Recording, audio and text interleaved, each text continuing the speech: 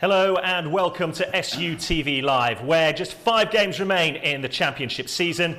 Today sees Sheffield United host Reading here at Bramall Lane, a match that you can watch right here with us on SUTV Live. And to do that, all you need to do is buy your match pass before 3 p.m.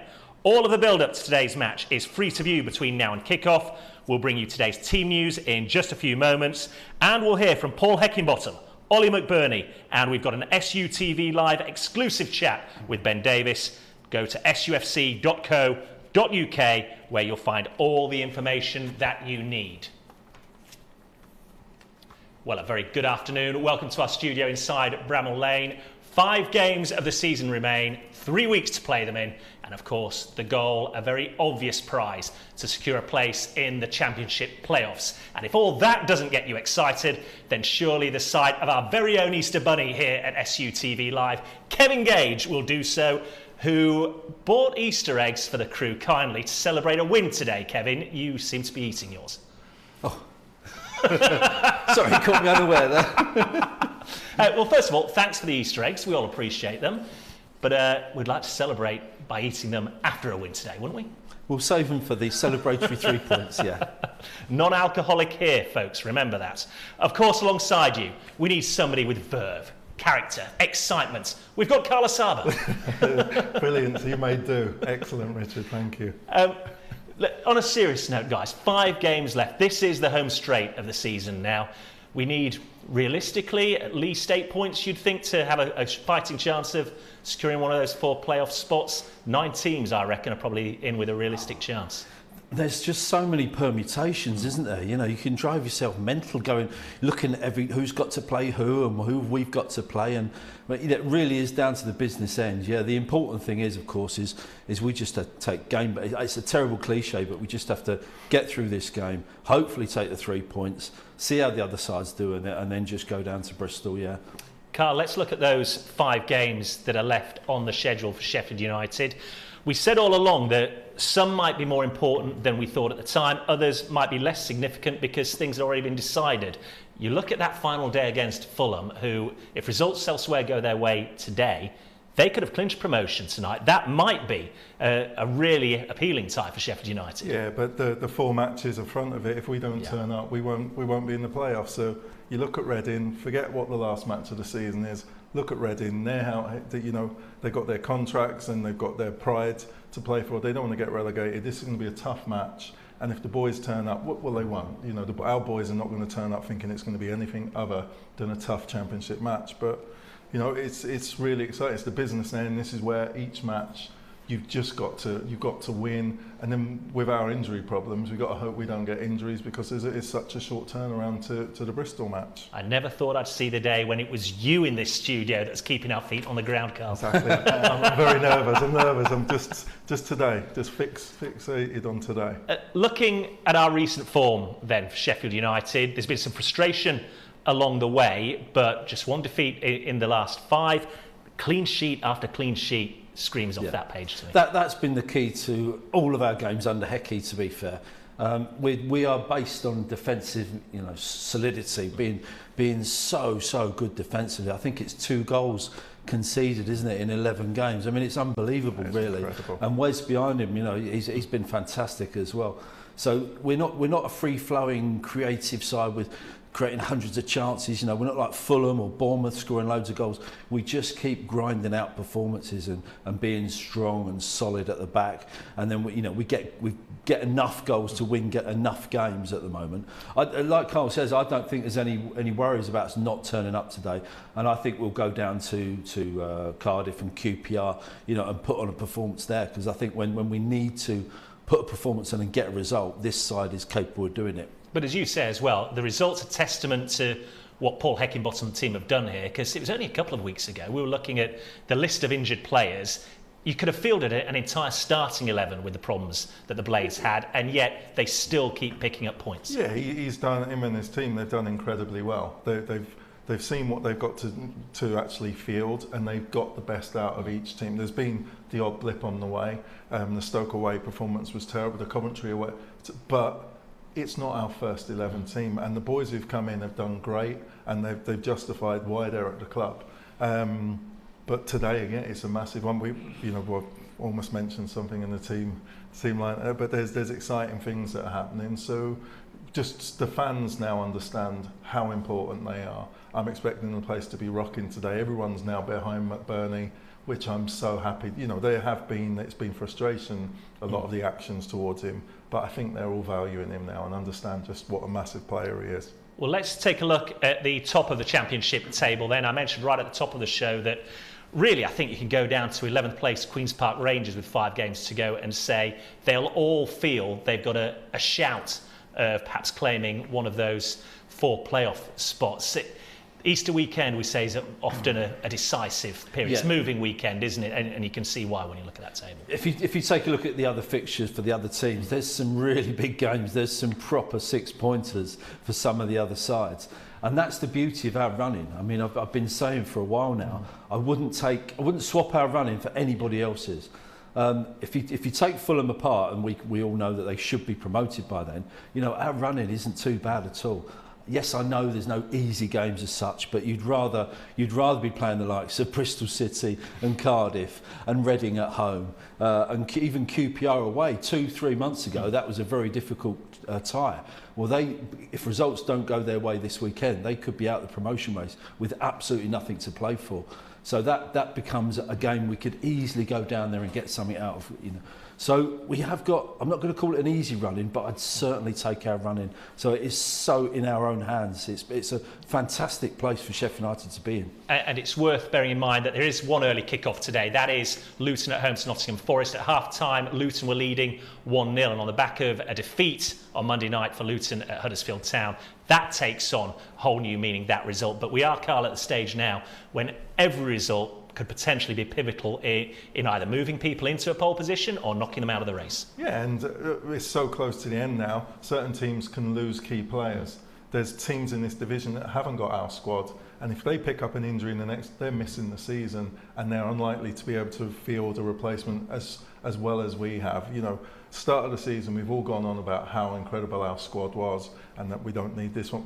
The managers showed that we need every player that we've had. The ones he let go in January, he's not bothered about. He thinks he made the right decision because they weren't adding to the group.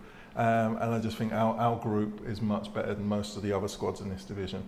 Of course, it's been a long season to this point. It's been a long season for our beleaguered former Blade striker, Carl Asaba, as well, who's sat week in, week out in this chair next to me. He's watched stunning strike after stunning strike, rocket into the back of the net from Kevin Gage. Carl, this is your moment. Brilliant. Our producers dug deep into the archives. Deep. Yeah, and he's pulled out this blinder against Nottingham Forest. Talk us through it. 19 years. I can't remember. 19 years ago. I can't remember 19. Oh, look at that. Inside the box. One of my old bodies out as well, showing the fat content. No, just I was so privileged to be part of that team. You had Peter in love, and when he's going through, you just kept on your toes. And he's actually played that ball to me. He wasn't trying to shoot. He's reversed it inside, and I had a tap in front of the cop. 6 yards out. You can't ask for more than that. I get goosebumps looking at it.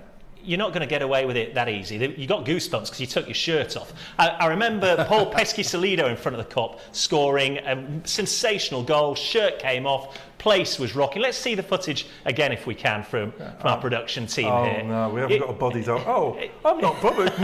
Moosehead ought to have a look at the shape of my body here. He posted pictures of himself looking like Jabba. Look, I'm a perfect example of a man back then. 19 years ago, let me say. Wow. Brilliant. A memorable moment for Carl Asaba, a memorable moment for all Blades fans, of course, and we hope we have another one to add to the collection this afternoon. Let's take a look at the team then that will take on Reading here at Bramall Lane. 2 changes to the side that started last time out against Bournemouth. Both come in midfield. Kevin, are you surprised? Yes, is the answer to that. The one that surprises me is obviously Sander Berger not playing and Ben Osborne coming in.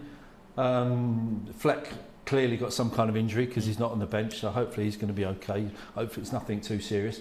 But I'm not sure about our midfield. I'm slightly worried now that we haven't got anybody bursting forward because Conor Hourihane won't be getting forward too much. He's more of a Norwood sitter.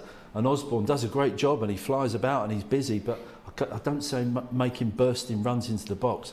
So I think losing Sander to the bench for whatever reason. He didn't have his best game the other day against Bournemouth. He was fairly inconspicuous, to be honest. And we have got 2 games in the space of 72 hours, so I suppose you've got to weigh that up as well. You need to win the first game. Yeah, you play your strongest team. For me as well, Sanderberg, if he's fit, he plays. I didn't think he had a great game the other day. I understand the manager changing it, but when he's playing, he is such a pivotal player going forward. Maybe, he's not as good going back towards his own goal, but you're at home to Reading. You want to be thinking about scoring, not thinking, well, I'm gonna shut them down going backwards. So I'm a little disappointed in that. I'm glad we got Osborne. Osborne's energy, his legs, his infusing, everything. He'll be a positive going forward. It just leaves McBurney and Gibbs-White isolated up front, don't they? Yeah. Doesn't it? Yes, good to see Ender Stevens coming back in. We'll speak about it Well, I was later, going to say, is there more onus on Ender and George Baldock as the wing-backs to get forward? Yeah, there's huge onus, especially on Ender. He's the more creative of the 2 wing-backs we've got. George is up and down, does the job 100%, brilliant. But, when it gets the final ball in around the box, that's where it lets himself down sometimes. So I'm just worried that we lose a little bit of drive and a creativity from our midfield areas. No one arriving in the box to support McBurney and Gibbs-White. OK, well, let's hear from one of those players then. Ender Stevens stopped by for a chat with us just before we came on air. Ender, thanks for taking the time to join us here on SUTV Live. 5 games left in the season to be played over the next 3 weeks. We all know what the goal is, of course, to claim a place in the playoffs. Just give us an idea of what the mood is like now as we head into this Easter period with a couple of games over the next 3 days. Yeah, it's confident and I'm ready. We've got obviously a game today and another game coming up Monday, and we know this is the crunch part of the season, so we want to get going. We want to put on a good performance here for the fans. And what about for you personally as well? Because you've obviously got your fitness back. You've been back in the team since the international break. It's been a bit of a struggle at times this season, but to be out there on the pitch must be quite a relief now. Yeah, definitely. It's been an up and down season for me, and I'm just happy that I'm back fit now and raring to go. And what about today's opponents, Reading? Because we all know they're battling for their own survival at the other end of the table. This is no gimme, is it? They're going to put up a fight today. Yeah, definitely. It's 2 teams who've got plenty to play for, and we're expecting a really tough test. We've obviously watched some of the clips. They've had some big performances and big wins over the season. So if you look at the team on paper, they've got some top quality, especially at the top of the pitch. So we've got to be ready. And how do you go about approaching this one then? Play our game. I think we know if we play our game and we get the best out of ourselves, we're a match for any team in the league, and if not, we're better. So we've just got to focus on ourselves, put our game plan to work out there, and hopefully bring home 3 points. Well, go well today, Ender. Best of luck. Cheers. Thanks. Cheers, Ender. So Ender Stevens there, Kevin, telling us it's all about us, the way we play, not necessarily the opposition. He's played all 3 games since we came out of the international break. How much of a difference has he made down that left flank? I think he always makes a difference. I know Hecky was keen to get him back in just for his deliveries and his output and his creativity on that left-hand side. And there's nothing against Norrington Davis because he's had a very steady season. He's done a good job there in Ender's absence. But you just feel like Ender Stevens, when he gets the ball, he'll bend a ball behind a player, or he'll nutmeg someone in the box, and he'll create something out of nothing. And it really is a good outlet for us on that left-hand side. And defensively is sound as well. He's not just about going forward. He can do both bits of the job. Carl, with no Sanderberg, he's on the bench, and John Fleck's got a niggling little injury, we're told, which rules him out today. If you're Paul Heckingbottom, put yourself in Hecky's shoes right now. Does the fact you've got somebody like Ender Stevens fit and available once again afford you the luxury of making those changes and perhaps saying, Sander, you sit down, rest until Monday? Yeah, well, last week when I saw Baldock and Stevens playing, I was really filled with some confidence because they played in the big games. They're huge parts of our history, and they've been in the successful teams. And for Norrington Davis has had a good season. He's been fine, he's done well, but you just think these are huge occasions, and you've got to be able to weather the storm and deal with the atmosphere. And I thought the quality from Stevens, he plays a great ball. He knows when to play it short, he knows when to play it long. He joins up. I think all season we've really struggled for our end product into the box from the left, but he's got it. So it's just getting his match fitness. This is his fourth start now, isn't it? So he'll be getting there, and you know, you can't ask for any more. That you've got a player who's coming in of his ilk. You know, it's wonderful for Hecky. You two, though, both strike me as a little bit nervous, the fact that those changes have been made. Not nervous. No, we're a great team. I think with Berg, he offers so much. He breaks lines, and you know, Ozzy's capable of doing it. But I'm not as confident of Ozzy being able to stride past, jump. You know, he's got a physical presence as well, Berg. So maybe this is, you know, a wake-up call for Berg that you can be dropped if you are fit, because he hasn't been stunning. We all know he could be head and shoulders above other players in this division. So it might be just Hecky saying, well, you know, we got another option. We're not just going to play you until we get the best from Berg for the rest of the season. I think Hecky's earned the right to, you know, to make those changes, and we can't argue with anything he's done. On results, we're the best team since he's took over in the whole division. So, you know, we're not going to say, well, I totally disagree with that. He's got his reasons, of course he has. But Sander didn't have the best game the other night. It may be a little wake-up call to him. It may be a fact that he's just feeling it a bit. He may be a little bit tired, and he's just taking him out the firing line. He may have said to him, listen, you're coming on after 60 minutes, so get yourself ready, because we want a fantastic half hour from you. You just don't know what's around the corner, do you? We don't know what goes on in the training ground, because you can't just go from week to week. If you're playing a good match, but you're terrible in the week, and you've got people in your position who are training out of their skin, you know, that carries weight as well, and we're not privy to see that. So Ozzy may have been outstanding, and you go with the form player, and as Kev says, we're the top team in the division since Hecky's taken over, so I'm not criticising. He can call me Jeff. I'll go with it at the moment, not a problem. And of course, as Kevin keeps telling us, Carl, if things aren't going Sheffield United's way in the second half, Hecky's now got the luxury of bringing on a 6'4", 14-stone powerhouse to change the game. I'll tell you what, that makes a huge difference. You know, if you're a Reading player and you've got Sanderberger coming off the bench after 60, 70 minutes, and he's playing up against you, the last thing you want to see is him charging forward. OK, well, we'll talk a little bit more about today's game in a few moments. But first of all, let's look back to the last time the Blades were in action, last Saturday, when they took on Bournemouth here at Bramall Lane. Another big game in the Championship, and we're underway here at Bramall Lane. First time cross is a really dangerous one. It's tough for McBurney. Another good challenge by Norwood, and it breaks for Morgan Gibbs-White. From distance. Fleck with the corner. Again, something off the training ground maybe. Shot was wide. A little bit of indecision there. And then Christie with a looping effort. It's comfortable for Fodderingham. Berger now for Fleck. Might come for Ollie McBurney. Oh, the deflection takes it over the bar. Christie. Comfortable again for Fodderingham. Up towards Solanke, who gets the better of Egan. Then Davis with a poor touch, but got just enough on it to get it back to Fodderingham. Now United can counter. Fleck into Gibbs-White. Gives it to McBurney. Great first touch. Ollie McBurney. Back to Gibbs-White. Brilliant from United. And a brilliant save from Travers.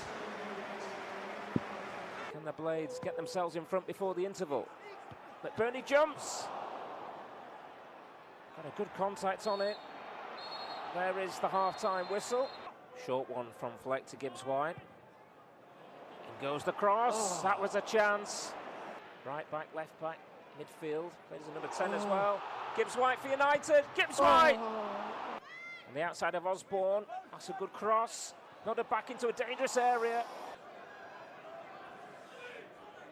Oh, Gibbs-White's gone down there. The referee waves it away straight away.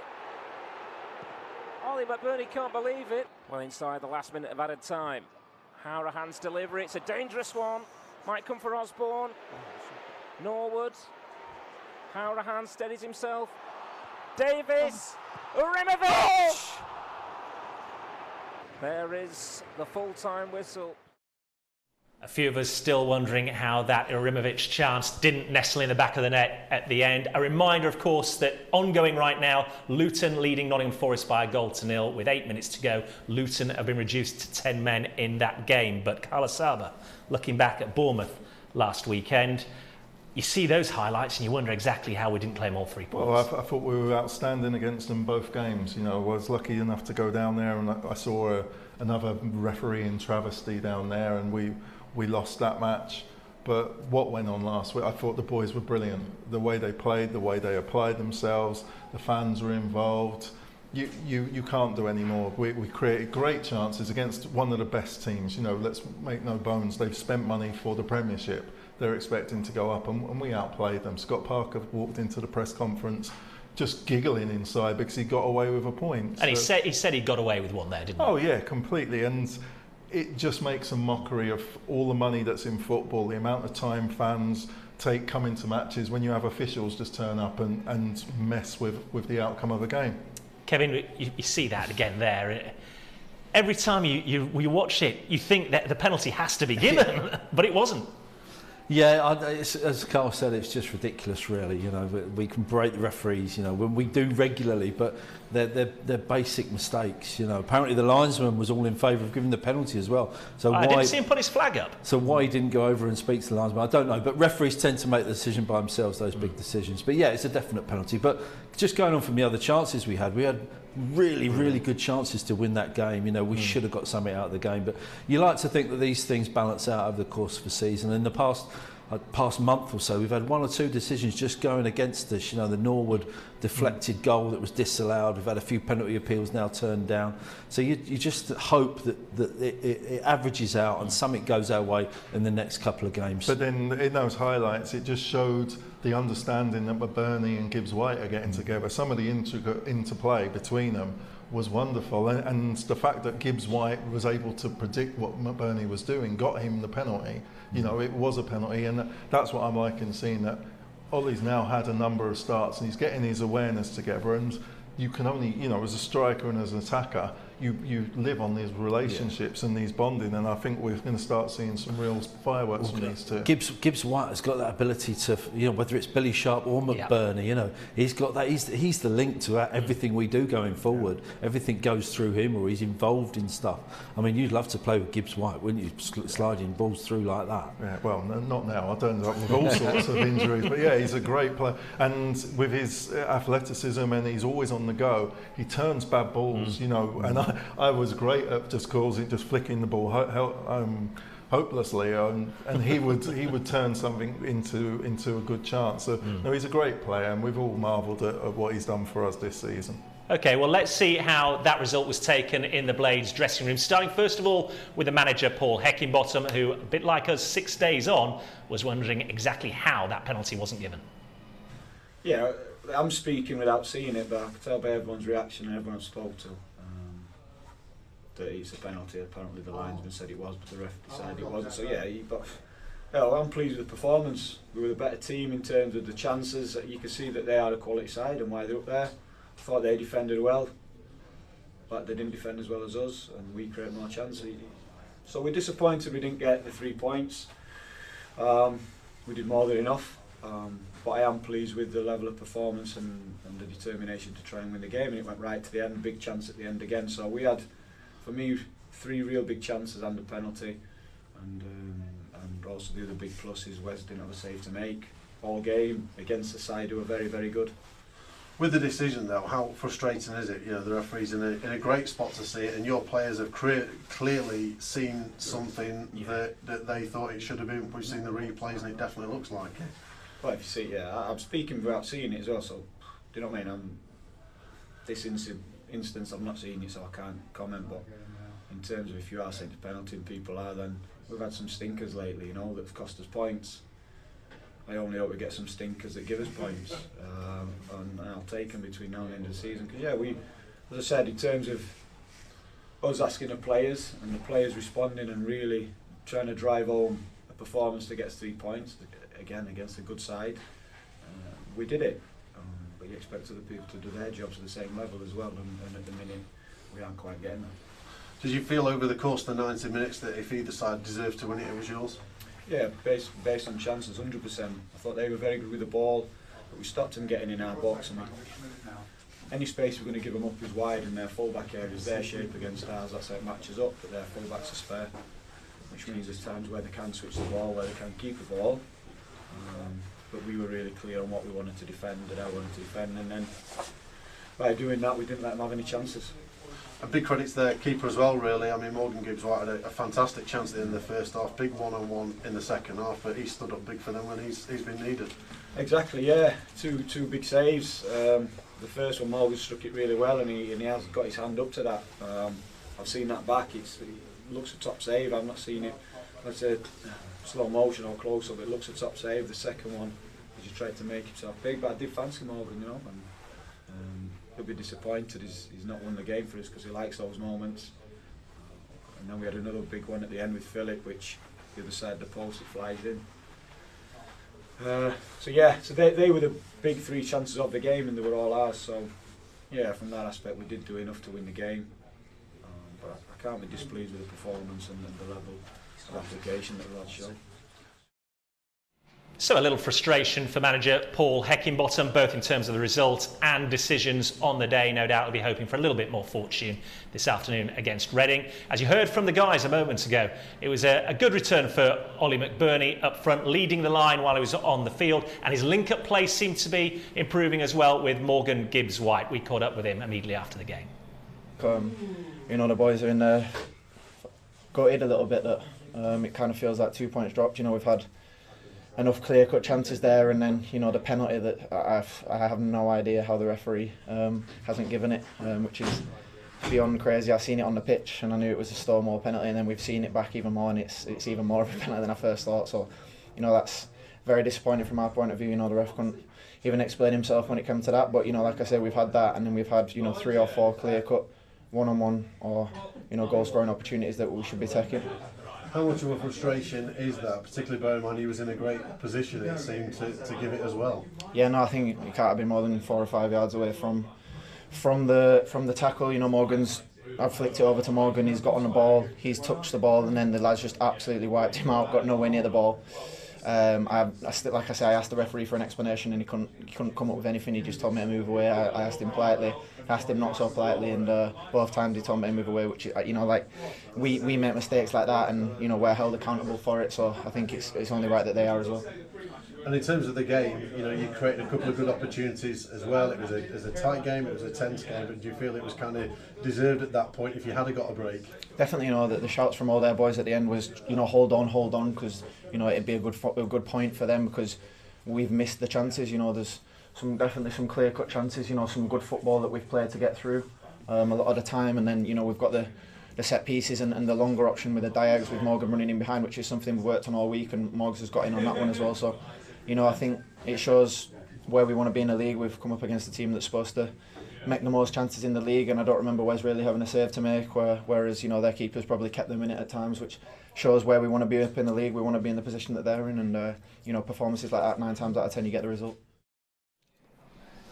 A reminder, as Bramall Lane is bathed in sunshine, that to see today's game with us here on SUTV Live, you'll need to buy your match day pass by going to the club's website, sufc.co.uk. We heard from Ollie McBurney there, who, as we mentioned, his link-up play and understanding with Morgan Gibbs-White seems to be improving all the time, especially last week as well. There was some good touches here, fellas, as we look at highlights from last week's game. Is he growing in confidence? Is it a case, Carl, of match sharpness coming back to him? Completely. You know, a couple of months ago I came in here because I thought, you know, I was being excited all day thinking McBurney. You were very excited. I walked in and you all giggled at me because you knew he'd been dropped. But for me, a striker needs 3 or 4 games consecutively, or what, I've said that wrong, to get their sharpness and to get back into things. And we're seeing the best of him now. He's coming into it. I think we all appreciate how much he does for the whole team. There's one good moment here, wasn't it? Really good. It's incredible. You know, I would have shot. But he's thinking of his teammate, and he gave his teammate a great chance. So he's an unselfish lad. The fans, if he scores today, and I believe he will, this place is going to go crazy because the fans want him to do so well. How pleasing, Kevin, is it to see moments like this when clearly he's got an awareness of what's going on around him? Well, he's a very good footballer. I mean, we're using him perhaps in the wrong way, because we're trying to use him as a traditional number 9, you know, winning things in the area. He's not a dominant traditional centre forward. When he played down here for Barnsley and Swansea against us, he was absolutely superb with the ball at his feet and running at players, dribbling past them. So he's got a lot of ability on the ball. And yeah, he's got that awareness. He's got very good feet. feet, so good, he's good technically. He's got a pass in him, and he gets his head up and he can see things. And as we've said earlier, he's linking up great with Gibbs White.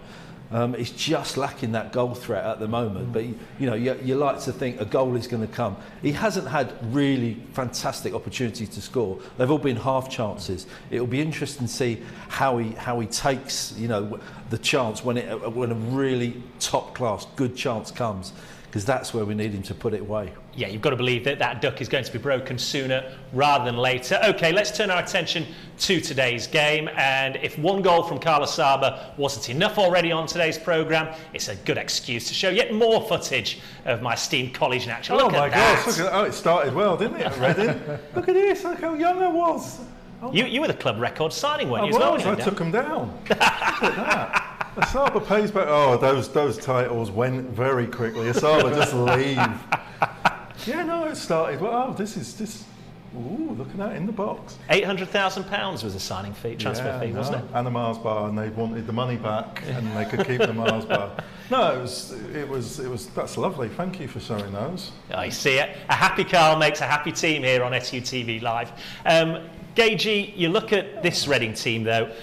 New manager now, Paul Ince, has been there for 9 games. They're adrift at the bottom as well. They need points to stay up. Well, Reading have had the new manager bounce, haven't they? So I'm not going to say he's turned it round, but they're certainly in better form than they were. They're favourites to stay up, aren't they? Out of all the teams at the bottom, they've got a little bit of a gap now. So yeah, of course they'll be coming here fighting for their lives. The bottom 3 go down, don't they? They're just one place outside. Yeah, the one place there. I think there's 4 or 5 points gap, something like that. Anyway, but yeah, the new manager has had an effect, which is exactly why they got him in. We've seen it ourselves when we played. Yeah. You get a little bit of a spring in your step. You want to impress the manager. You're fighting for your lives down the bottom there, and he's had a definite effect. The bottom line is still that we are a better team than them. Yeah. Individually, all round the pitch, we're a better side than them. So no matter how hard they work, we match that. We play with our enthusiasm, desire, and the commitment, everything that we expect from a Sheffield United side, and our superior quality should tell in the end. Carl, we always say that if we play well and are on our game, then certainly here at Bramall Lane, it shouldn't be a problem. There's no team that's better than the Blades in the Championship. But at this stage of the season, when there are different things to be playing for, nothing's a given. Yeah, nothing's a given. Right now, you've got players in the other team are actually probably trying to catch Sheffield United's eye. So we've got more chance of someone putting in a stellar performance, hoping to come and be signed by us.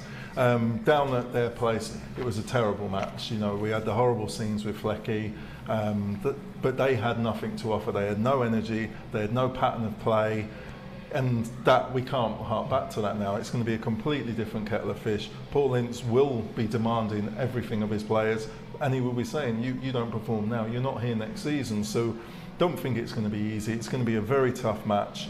We've got outstanding players, technically outstanding players. If we match their work rate, we should come away with a convincing win. It's just, fans are now knowing, this is the business end. Every tackle is going to be screamed. And the good news, chaps, is that our form against Reading is good. Sheffield United have won each of the last 5 league games against today's opponents. And we can take a look back into the archives now, not too far back, 2019, February, an impressive 4-0 win on the day. And that was Kieran Freeman opening the scoring as well. It was a good day as well, we should point out, for Gary Modine, who came in on loan at the time and was particularly impressive. But we want to see more of this, don't we, today? Yeah, well, we need to take the game to Reading immediately, from the first whistle, as we usually do, to be fair. Listen, an early goal would be lovely, wouldn't it? We don't want to be hanging on and hanging on. I hope I'm not tempting fate by saying, we haven't gone behind at home under Hecky yet.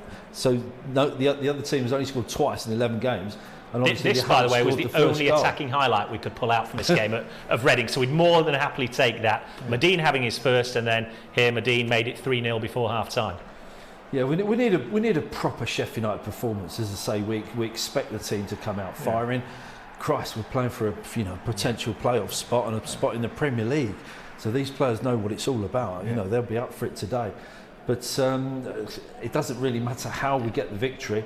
a lovely performance would be brilliant and we'd be enthusing about it, but let's just get the points on the ball today. If we're pressing hard and making it hard for them to play, on top of the atmosphere, it will be a very tough day for Reading. You know, this is my first time I played for Reading at Sheffield United, and I couldn't believe the noise. Just don't give them anything now. If we are on them, on the front foot, pressing them with the roar coming from our fans, it's going to be a long afternoon for the Blades, for the Royals. John Fleck wrapping up that 4-0 win back in 2019. And of course the games keep coming thick and fast for Sheffield United. Bank holiday Monday, 72 hours from now, 5:30 kickoff. SUTV Live will be on air from 4:30 p.m. for the trip to Bristol City. And then a week on Saturday, it's Cardiff City at home, St George's Day, as the Blades take on Cardiff. SUTV Live on air from 2 p.m. for a 3 p.m. kickoff on that one. Let's take a look at the two teams then, starting first of all with the visitors, Reading. We've already seen the impact Paul Ince has had on this side, and there's a familiar name, certainly to him and to many of us in that starting 11. His son, Tom Ince, who's there on loan, wasn't brought in by Paul, but clearly he's made an impact for them since joining on deadline day in January. Yeah, there's a few names stand out. Danny Drinkwater, obviously, you know, experienced midfielder. You forget, don't you? He had a £35 million transfer fee from Leicester. That's a lot of money, isn't it? It is, yeah. He's never really recovered from that fee and the pressure at Chelsea, so he's probably found his level now. So he'll be sitting in midfield. Tom Ince we know all about. He's been around the clubs, hasn't he? Listen, if you're playing for your dad, you've got to play well, haven't you? And the Lucas Jow, I mean, we know all about Lucas Jow, just a big, strong, you know, physical player. Yes, whisper it quietly, formerly of Sheffield Wednesday. They are missing John Swift, though, their leading scorer. 11 goals in that floating advanced midfield role. That's going to be a big miss for them, Carl, isn't it? Yeah, and I'm quite happy about that, you know. But as we've said, someone else is now going to, there's two ways of looking at it, a positive or negative. We've got to worry that someone else is going to come in wanting to take his place. So don't think it's going to be easy. Think someone else is going to come in and try very hard. So we've got to match. A reminder of your Blades team starting this afternoon on Good Friday against Reading. Two changes, both coming in midfield with Ben Osborne and Conor Hourihane entering the starting 11. Sander Berger drops down to the bench. No John Fleck. We're told that he has just a niggling groin injury. But that should be, on paper at least, chaps, enough to get a win here. Chris Basham back. Not on the bench, fully fit, but he's back on the bench. That's a great, a great fillip for the squad to know such a key player is coming back and he's going to add to the ranks. And he's been training. We've seen pictures put out by the club this week. He's been involved in full training. And I guess that's the luxury that Hecky's got at the moment. The team's doing well. You can afford to give players just that one more game to get everyone in. We mentioned earlier the squad is going to be vital from now to the end of the season, not just the end of the season, but we're talking about 2, potentially 3 playoff games, so everybody's going to play a part. But yeah, no worries about Basham, because he's the fittest player in the club, by the way. He's topping all the running drills, even at the age of 33. So as soon as he's ready to go, I think he'll be back in the side. As good as Rumovic has done, I think he'll be back in the side, because we do miss his charging down those wings. So he'll be back. And yeah, no other worries about the rest of the team. We spoke earlier about slightly concerned we need to get bodies forward. We need Hourihane and Osborne to get forward a bit more than they perhaps would do normally, just to support the... I still think Hourihane's got a goal in him. You know, we've seen glimpses of him getting his former form, and I hope he starts today, because he is such a goal threat. We haven't seen so much of it, but hopefully today he can find his former shooting boots. And of course, still no Billy Sharp there on the team sheet, but you've got to imagine now he's had 4 or 5 weeks to nurse that hamstring back to health. He's going to be vital in this running the closing stages, isn't he? Yeah, let's hope he can come back soon. But we talked about McBurney's doing a decent job there, so the manager's got another very difficult selection problem when Billy puts his hand up and says, you know what, I'm ready to go. So do we just drop McBurney completely? Or is Billy a natural choice to come straight back in, no questions asked? The worry is now Billy's had time. It's not been a short injury. He's going to need to come up to speed as well. You know, Billy can score in any moment of any game, but he was a big part of how we played, and to get his match pace up, he's going to need bedding in. So I'm hoping we can get close to our full squad back, ready to play with 2 or 3 games, so they can start being introduced towards the end of the season. And the thing about, you know, our centre forward, whether it be McBurney or Billy Sharp, because they're up there on their own, it's an awful lot of work all across the pitch, up and down the channels. You know, so he's got to be absolutely right, because the worst thing to do is for Billy Sharp to come back in 2 weeks' time, and then do it again, and then that's it for the season. Forget the playoffs. And you've got to think McBurney hasn't been doing it for the whole season. So if he goes and, you know, and has 5 matches, has 6 snap matches where he's starting, he will fatigue and he'll need to be changed. So, you know, that's why you have 4 or 5 strikers at a club, because you do need to interchange them. But of course, everything good that Sheffield United are doing at the moment is built on the back of a rock-solid defence that's kept 10 clean sheets here at Bramall Lane in the last 12 games. Time for an SUTV Live exclusive now with central defender Ben Davies, who caught up with our very own Matt Young and started by talking about that Bramall Lane factor. It's been pleasing there. It's good to have the home form that's solid and consistent, because that obviously helps you keep up the top of the league. Obviously away from home it's been difficult, but to come back to Bramall Lane we know that we've got a hell of a chance of winning each week. How much have the lads been enjoying playing in front of those fans at the Lane? Yeah, no, I personally really enjoy playing there. You know, it was one of the reasons why I wanted to come here in the first place, because I've come to Bramall Lane as an away team and just really enjoyed the atmosphere and the you know, just the whole day, like the tunnel before the game, and just a big build up to the game, and obviously match days are the most important days, so I've been enjoying it, and obviously when you get the results to match it, it's obviously more pleasing. And obviously with another home game coming up against Reading on Friday, exactly what the team needs at the moment, isn't it? Yeah, no, I think it was labelled by the manager. We had like 5 out of 7 in the last at home, which is important for us because we're doing really well at home. So another tough test on Friday. Obviously Reading are a team that's down the bottom of the division after we've played a couple of teams high up in the division, but they've got some great forward players that, you know, we'll have to be on our game to get a good result. You've had to be quite versatile in recent weeks, playing on the right of the 3, but now back on the left again. How have you found that? Yeah, no, I actually didn't mind playing on the right, quite enjoyed it. Obviously a bit different, but I got used to it fairly quickly, and I went through a spell where I wasn't really playing that much, so to get anywhere on the pitch I was really happy to come and help the team. And then back on the left I feel obviously a bit more comfortable and just feels a bit more normal, but like I say, anywhere on the pitch I've got that hunger to play at the minute. The composition of that back 3 has had to change a lot for obvious reasons, being injuries and what have you, but Filip Juranovic is the latest player to come into it. How have you found playing alongside him? Yeah, no, it's good. He's a bit of a character. He's come in and he's settled in really quickly actually. I think the lads obviously make it really easy for players to come in and settle in here. It's a good group of lads, and I think he's probably found that, and then he had a good solid debut against QPR, and I thought he was even better against Bournemouth, so it's good that he's coming and hit the ground running. The Easter games coming up, as we mentioned already, Reading on Friday, quickly followed by Bristol City on the Monday. What do you make of the upcoming games? Obviously Easter weekend's a testing period for every team, especially where it comes in the year, so you've obviously had all the games up until now and then a quick turnaround, but these days the staff are really on the ball with how to recover and what to do, so I think we'll be in the best shape possible to take points out of both games, hopefully.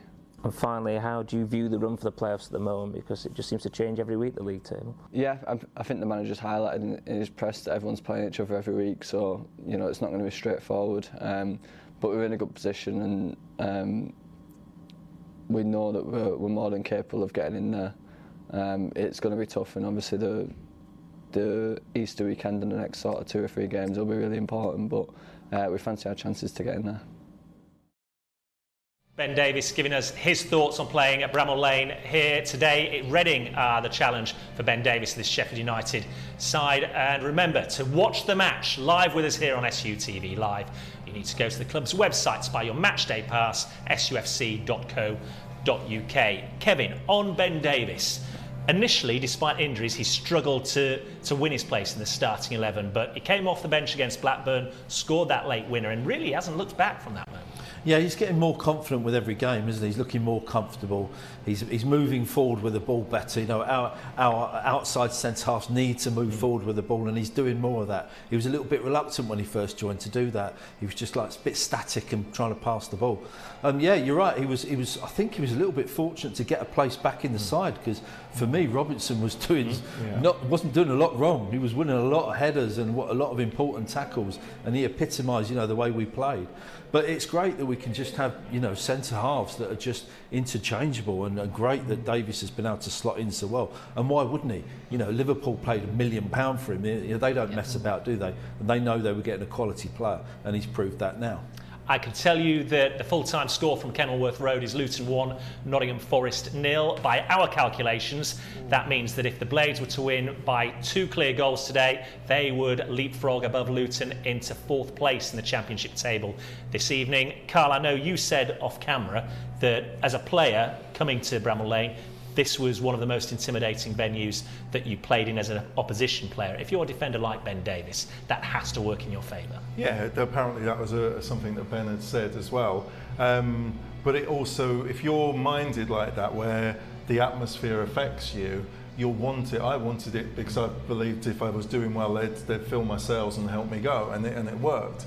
But you've got to understand that the fans, it can work the other way, and it can really hurt people's confidence. And I'm like with Kev, when Ben's playing well and he's doing everything really quick, I think he makes us a better team. You know, I know Hecky's got a certain style that he wants, a good attacking team, and Ben playing and driving forward and breaking the lines, it really improves us. And I think hopefully Arimovic is a great defender. We haven't seen him going forward as much as Bash, because that's what we need. You know, it's a much better attacking team when our centre halves, you know, are actually affecting the attacking play. Yeah, and the key man to all of this, of course, is the man making sure the defence in front of him is well marshalled and in positions they need to be. That is goalkeeper Wes Fodderingham. Since he came into the starting lineup in mid-November, this defence has just gone from strength to strength. We caught up with him to look ahead to today's game against Reading. A desire to keep the ball out of the net as a team. The way the manager sets us up to play, you know, we're built off a real solid foundation, and you know, I've lost count of the number of different back lines we've had this season, but anyone that's come in has done a similar job. So yeah, it's a team effort. It's not just myself and the back lads as well. It's the boys at the front that are setting off the press from the front, the small details that help keep a clean sheet, and you know, we've done well to, you know, rat them up over the course of the season. And from where the club was when Paul Heckingbottom took over before Christmas, how are you feeling right now about where the club's at and your chances of promotion? The club's in a great place. I think we've done tremendously well to get back to sort of a position where we can potentially be promoted. We got off to a really slow start and had a lot of ground to make up, like I say, which we've done well to do. And yeah, now we're in a fantastic position. It's just a case of, you know, getting over that finish line, making sure we secure a playoff place, and then from there, and you know, there's obviously the chance of promotion, which we'll be pushing for. And it's now in your hands. How significant is that? Yeah, it's massive. You always want to be in control of your own fate. It's probably the ideal position to be in. You know that if you take care of your own job, it's irrelevant what anyone else around you does. So that's all we can focus on at the moment, is our own job. And like I say, take care of that, and everything else is irrelevant. The atmosphere inside Bramall Lane is building. Fellas, we spoke about the home record here defensively for Wes and this defensive unit. 10 clean sheets in the last 12 games, but since he came into the starting lineup in mid-November, just look at that, 27 games, 16 clean sheets, Kevin Gage. It's not bad, is it? Yeah. He hasn't had an awful lot to do. Let's say that right now. He's behind a very good defence. But I was just thinking while you were speaking there, he's made some crucial saves at crucial times, hasn't he? Massive. You know, just down here, I remember the game against Barnsley, that save in the first half, literally on the goal line where he's got a good hand to it and pushed it away. Obviously, the penalty saves we all remember as well. But just a good, solid goalkeeper, but nothing too spectacular. Doesn't make any mistakes. He's reliable, which is all you kind of want for your keeper. You know, you want to have confidence in him, and his kicking's good as well. Is that not a sign of a good keeper, though, Carl? He can have a quiet game, but when he's called upon, he makes the crucial save. And some keepers try, you know, if he's having a quiet game, some keepers sort of try and create their own drama, you know, knock something up, you know, and then have a corner and try and come and get. Wes just does what he needs to do, and he does it really well. And the confidence that the defence have in him, you can see it on the pitch. They're calm. They don't mind knocking the ball back. We've had some keepers here this year, I'm not even going to say his name now, who he scared everyone. Whereas with Wes, everyone's calm, and the defenders know if they've got to go back, they will. And these, you know, his press conferences are brilliant. It just shows how calm and what a clever, sensible young man he is, and it gets through on his performances. Are we superstitious at all? Does it concern us that he was openly talking about the goal of promotion? Well, no, because players do that, fans do that, pundits do that, analysts do that. Everybody, you know, everybody's doing it. So it has to be. Of course, the players are talking about promotion. You know, yeah, but in the media, quite often you hear players or the managers say, like, it's just the next game. We can't look past the next game. It's cliches, isn't it? You know, players. Sometimes you catch players off guard, and they'll tell you what they're really thinking, and they'll say what they mean as well. But yeah, of course, the players are discussing it. They'll be discussing it all the time. Yeah. There's huge bonuses at stake. You know, there's increases in wages. There's all the glamour and the other side of being in the Premiership. That's where all the players want to play. And what about this stadium? Because the PA system's doing its bit. There's very definitely an atmosphere about this game that you might not have expected. You know, when Middlesbrough come to town, we knew it was going to be electric, but you can feel it coming through into the studio as well. There's going to be a good crowd, Carl. If you don't want to play in front of this, you don't want to play football. Yeah, well, I was really, when I came to the Bournemouth match last week, the excitement in the street and the optimism, and there's people there really early. It's buzzing. The whole town's buzzing. These are big matches, and the sun's out, and the pitch is being, you know, it's just a wonderful time. And the first 10-15 minutes, as long as we get good tackles, the fans are going to be roaring for us. Yeah, and the sign that the team's doing well, I noticed driving to the stadium today, past the train station, through the city centre, you can see the red and white shirts out. OK, the weather's great, it's sunny and warm, but the whole city, or certainly half of the city, is right behind this team right now. Yeah, so they should be, because at the end of the day, the team is giving them something to shout about, you know, on the pitch. We're winning games, and we're winning games with style. We're playing with a bit of swagger and a bit of suave at home, aren't we? It's just a wonderful place to be. You know, as Carl picked up on it, he used to enjoy coming here as a player. It's a fantastic stadium. The beauty about it is, you know, we're getting 30,000 maybe here today in a stadium that holds, I don't know, 32, 34. So it's not as if it's a 40,000 seat stadium and it's half full. You know, it's the same crowd. And the reason it's not going to be rammed full to capacity is because Reading aren't going to be filling out their allocation. Those are the spare seats. Yeah. It's just a wonderful, wonderful place to play. There's a really fantastic atmosphere, and when the crowd get behind the team and the team gives the crowd something to cheer and to get behind, it's a special, special place to play. You know, and that's going to have a bearing on Gibbs White. You know, players like him who, in the summer, if he's not kept by Wolves, he's going to have choices. And you're talking about Bournemouth are interested in. Would you rather play at the Vitality in front of 10,000? Or here, where the fans love you and adore you and they've got your back? Our fans really do have a massive effect on drawing players. That's why I was a little upset when there was some negativity about McBurney, because players also see that. And if you're a striker and you think, well, if I give my all and it doesn't go well, they're going to be on my back. And I didn't want people thinking of that, because I know the Blades fans. They're so hungry for victories and success, and it's all coming well now. 5 minutes to go to kick off here at Bramall Lane. Reading are in town. 5 games to go in the season. 3 weeks to play to secure that all-important playoff berth. And a reminder, you can watch today's game live with us on SUTV Live. Go to our website to buy your matchday pass, sufc.co.uk. OK, fellas, prediction time. Kevin Gage, you've got to get yourself to the commentary booth, so we'll come to you first. Big crowd, big expectations. And a big performance from us. Defensively solid. We don't let a goal in today, and I think we run out 2-0 winners. We'll certainly take that. Thanks for the time being, Kevin. We'll hear from you shortly. Carl, you've already expressed time and time again how much you loved playing in front of these fans. and especially so when everybody's pulling in the same direction. And that's credit to the manager, it's credit to the players, what they've done over the second half of the season. Oh, completely. They reconnected things. The fans adore the management team and what they've done. Well, and rightly so, because we've been the best team in the league since they've taken over. But there's a real unity between the fans and the players.